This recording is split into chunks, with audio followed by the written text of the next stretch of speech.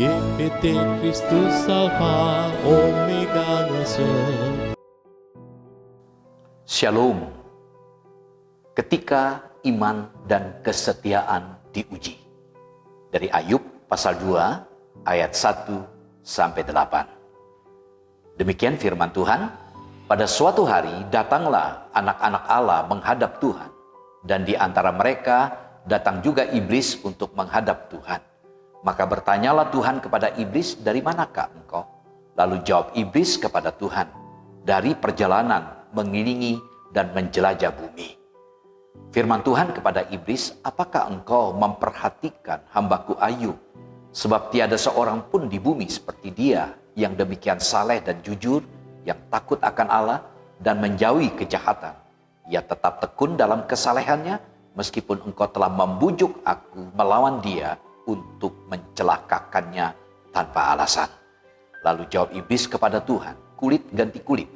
Orang akan memberikan segala yang dipunyainya ganti nyawanya. Tetapi ulurkanlah tanganmu dan jamahalah tulang dan dagingnya. Ia pasti mengutuki engkau di hadapanmu. Maka firman Tuhan pada iblis, nah ia dalam kuasamu, hanya sayangkan nyawanya. Kemudian iblis pergi dari hadapan Tuhan. Lalu ditimpanya Ayub dengan bara yang busuk dari telapak kakinya sampai ke batu kepalanya. Lalu Ayub mengambil sekeping beling untuk menggaruk-garuk badannya sambil duduk di tengah-tengah abu. Amin. Ada 3 hal yang dapat kita pelajari dari pembacaan kita tadi. Saudara, pertama, Tuhan mengakui ketekunan Ayub dalam kesalehannya, dan bahkan Tuhan membanggakannya terhadap iblis. Saudara, kita melihat bagaimana penilaian Allah tentang Ayub. Dikatakan, ia tetap tekun dalam kesalehannya, meskipun engkau telah membujuk aku melawan dia untuk mencelakakannya tanpa alasan. Saudara, kenyataan reaksi Ayub terhadap rentetan malapetaka yang dialaminya sekaligus membenarkan Ayub dan menyalahkan teori si iblis. Sikap Ayub mengokohkan pernyataan Allah bahwa Ayub adalah seorang yang saleh dan tangguh imannya. Sikap seperti Ayub inilah yang harus orang percaya masa kini miliki dan meneladaninya. Karena kita masih sering kali menyimpan sesuatu sebagai milik pribadi kita yang tidak boleh disentuh oleh siapapun, bahkan termasuk Allah itu sendiri. Kedua, setan melakukan tuduhan lebih lanjut. Saudara, tampaknya iblis masih belum puas bila belum mendengar kata-kata hujatan terhadap Tuhan itu keluar dari mulut Ayub. Sebab itu ia masih menggugat Ayub di hadapan Tuhan.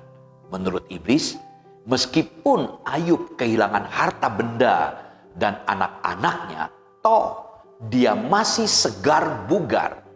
Dan orang pasti rela kehilangan apa saja asalkan dirinya aman dan nyaman. Itu diungkapkan dalam ayat 4-5. Iblis berkata bahwa Ayub menganut teologi berkat.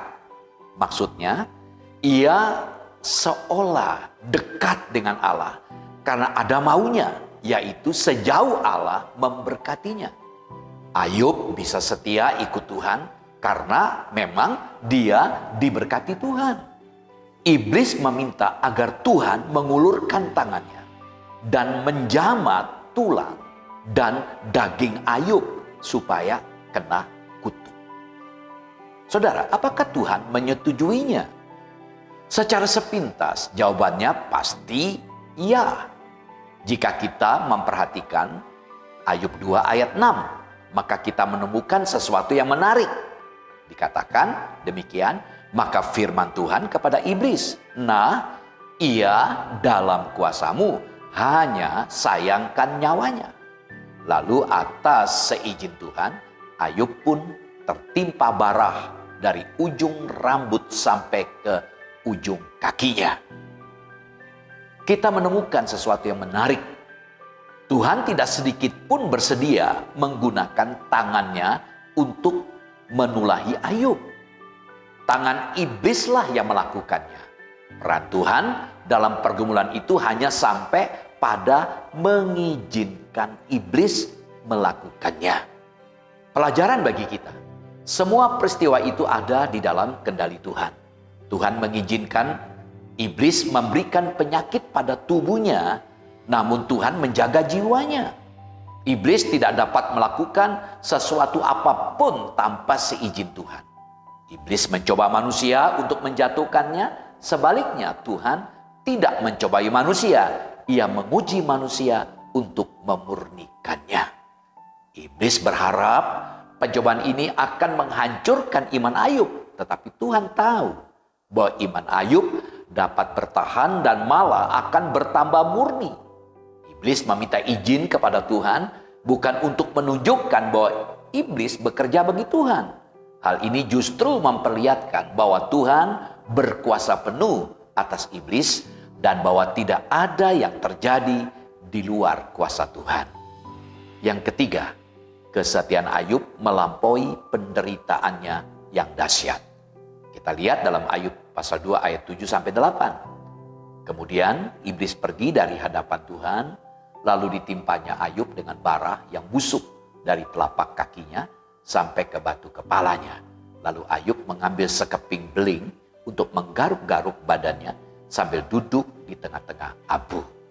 Luar biasa. Memang penderitaan Ayub sangat luar biasa menderitanya. Harta benda ludes, anak-anak semuanya tewas, sekujur tubuhnya pun terkena penyakit yang sangat-sangat menjijikan. Saudara, Ayub sangat menderita dengan penyakit yang ditimpakan iblis. Garuan karena gatal lewat tangannya sudah tidak berguna lagi.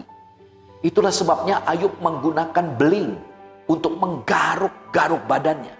Silakan saudara bayangkan betapa ngeri penderitaan yang Ayub alami pada waktu itu.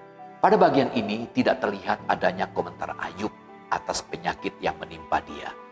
Ayub membuktikan bahwa dia benar di hadapan Allah dan manusia bukan karena ada motivasi tersembunyi. Tanggapan Ayub ini menunjukkan bahwa pandangan iblis terbukti salah. Dasar hubungan Tuhan dengan manusia bukanlah balas jasa, di mana perbuatan baik akan menghasilkan kemakmuran berkat Tuhan dan perbuatan buruk akan mendatangkan hukuman atau kutuk. Sering kita berbicara tentang kehilangan dan penderitaan, bahkan memperdebatkan mengapa hal-hal yang buruk menimpa orang-orang yang baik, yang benar di hadapan Tuhan. Tapi alangkah baiknya bila kita membicarakan bagaimana kita dapat menghadapi setiap pengalaman menyakitkan yang menimpa kita secara pribadi dengan penuh kemenangan. Apa yang benar-benar kita butuhkan tatkala berada di puncak penderitaan bukanlah penjelasan yang masuk akal, melainkan kemampuan untuk bertahan tanpa mengalami kejatuhan emosi atau kepahitan rohani. Kita membutuhkan keyakinan yang memampukan kita untuk mempercayai kasih dan kebijaksanaan Allah terhadap kita. Jujur saja, ketika kita mengalami pergumulan hidup, kita acap kali dengan mudah merasa bahwa Allah tidak berlaku adil terhadap kita. Kita lupa bahwa semua itu pada akhirnya akan mendatangkan kebaikan. Sekalipun saat ini kita tidak tahu kapan dan apa hal terbaik yang akan Tuhan nyatakan, kita dapat memilih bagian yang terbaik, yaitu percaya. Ya, percaya bahwa Allah turut bekerja dalam segala sesuatu untuk mendatangkan kebaikan bagi kita yang dipanggil, yang dikasihi, yang setia mengikuti kehendaknya. Allah dapat menggunakan hal-hal yang nampaknya buruk sekalipun untuk menyatakan kebaikannya dalam hidup kita. Hari-hari ini bila kita sedang bergumul, berdoalah bahwa Tuhan pasti memampukan dan memberkati kita. Shalom, sampai jumpa lagi Tuhan Yesus memberkati.